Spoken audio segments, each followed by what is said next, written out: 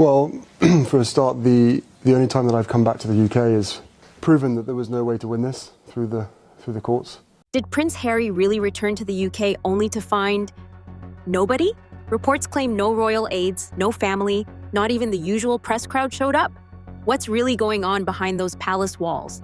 Watch until the end and tap subscribe for the latest royal revelations. The quiet that greeted Prince Harry when he stepped back onto British soil spoke volumes.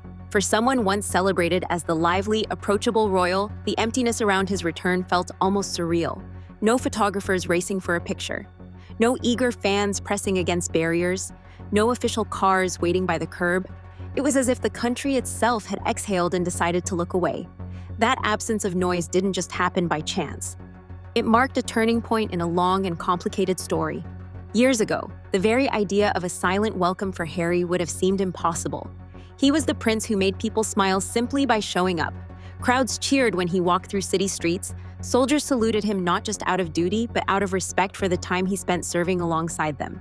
Children adored his easy laugh and the way he crouched to meet them eye to eye.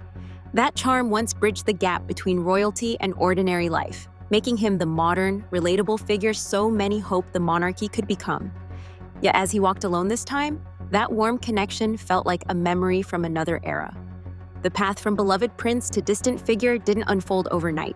It began with choices that, while understandable in the moment, built walls over time. The decision to step back from royal duties was met with curiosity and even sympathy. Many could see the weight he carried and believed that a quieter life abroad might bring peace. But the story didn't stop at a graceful exit. Instead, it unfolded across interviews, documentaries, and a memoir that peeled back layers of private family life. Each appearance promised insight, yet also chipped away at something essential: the mystery and dignity that often sustain public admiration. And those projects were framed as a chance to tell his truth. And at first, they were met with genuine interest. People leaned in, eager to hear his perspective on the pressures of palace life and the struggles behind the polished photographs. But as the appearances multiplied, curiosity began to fade. Audiences noticed patterns in the retellings. The same conflicts resurfaced, slightly rephrased, but fundamentally unchanged. What began as vulnerability started to feel like strategy, and that shift quietly changed how people listened. Meanwhile, the royal household chose a very different approach. Instead of rebuttals or public debates, there was quiet. No official statements welcoming him back.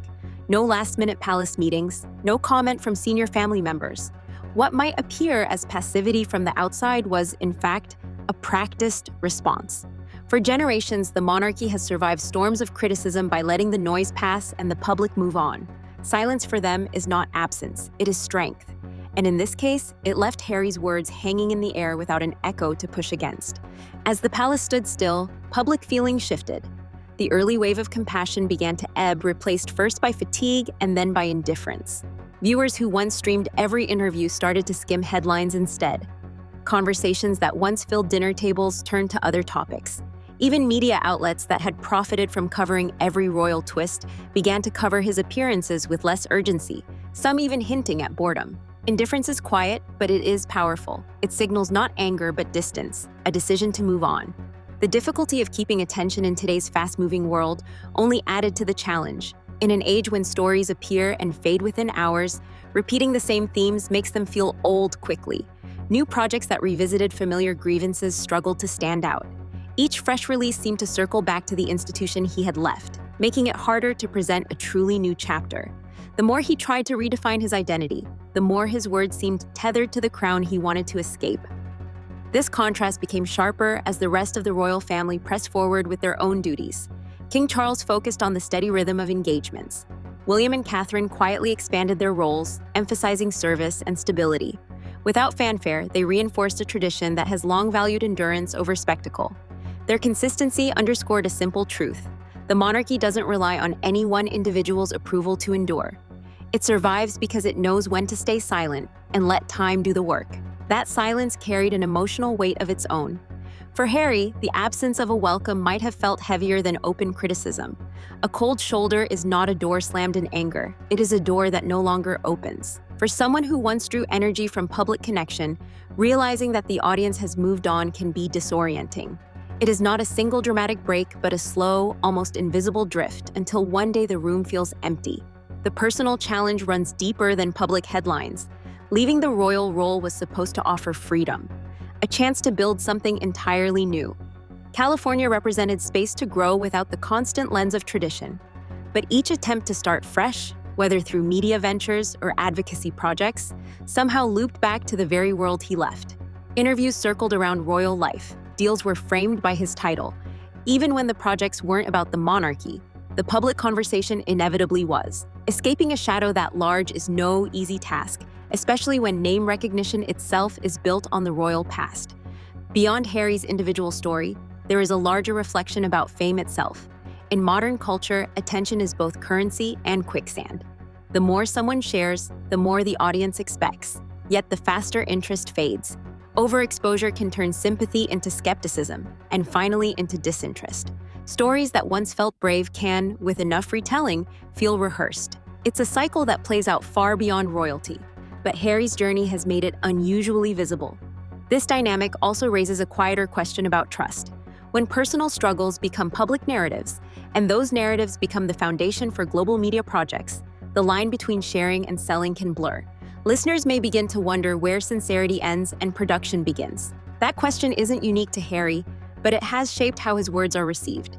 What once inspired understanding now sometimes prompts doubt, not necessarily because the experiences were untrue, but because repetition changes how truth feels. While this shift unfolded, the royal family demonstrated an older kind of resilience. Their decision to remain mostly silent was not accidental. It reflected a centuries-old understanding that the institution's strength lies in its ability to outlast individual drama. Silence allows time to dull sharp edges and makes yesterday's headline tomorrow's footnote. By declining to engage, the monarchy not only avoided amplifying conflict but also emphasized its own steadiness. In comparison, every new interview from Harry stood out more sharply, and not always in the way he might have hoped. For many observers, the scene of his solitary arrival summed up years of gradual change. The young man once cheered for his openness now faced a landscape where the crowd's excitement had cooled to polite curiosity. He was still watched, of course, but not in the same spirit. Where there was once admiration and a sense of shared journey, there was now a quieter interest tinged with distance. People still notice, but fewer lean forward to listen. This reality carries its own emotional weight. Growing up in a world where every gesture draws a reaction can create an expectation that attention will always follow. When that reaction fades, it can feel like something fundamental has shifted. For Harry, whose life has always unfolded in public view, this change might be even more striking. The silence surrounding his return wasn't only about the monarchy. It reflected a wider cultural decision. Audiences had filled the space his story once occupied with new stories of their own. Yet within that shift lies a broader lesson about communication and legacy. True influence often depends as much on restraint as on expression. The royal family has long known the value of mystery, of moments left unspoken.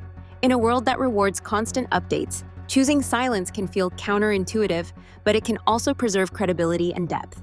Harry's experience illustrates how difficult it is to maintain that balance once the pattern of constant disclosure has begun. Looking back, it's striking to see how much potential once surrounded his role. He could have been a bridge between tradition and change, a living example of how the monarchy might adapt to a new era without losing its core. The public was ready to cheer for a modern prince who embodied both duty and independence. Instead, the path he chose, however understandable, made that vision harder to sustain. Each new revelation brought short-term attention, but slowly eroded the special connection that had made him unique. None of this erases the genuine challenges he faced or the personal reasons for his choices, but it does reveal how public perception can evolve when personal stories become public currency. The narrative that began as a bold step toward freedom eventually turned into something less inspiring, a cycle of retelling that left even supporters unsure of what was new. Over time, the conversation shifted from admiration for his courage to curiosity about whether he could ever truly step beyond the shadow of the institution he left behind. Now, as he navigates this quieter chapter, the question is not simply whether he will speak again, but what people will hear if he does. Can he reclaim the warmth that once defined his relationship with the public, or has the moment passed, leaving only a faint echo of what once was? The answer may depend less on any single project and more on a willingness to embrace a different rhythm, one where silence, not sound, carries the message. The image of Harry walking alone through a quiet British airport lingers because it captures more than a single event.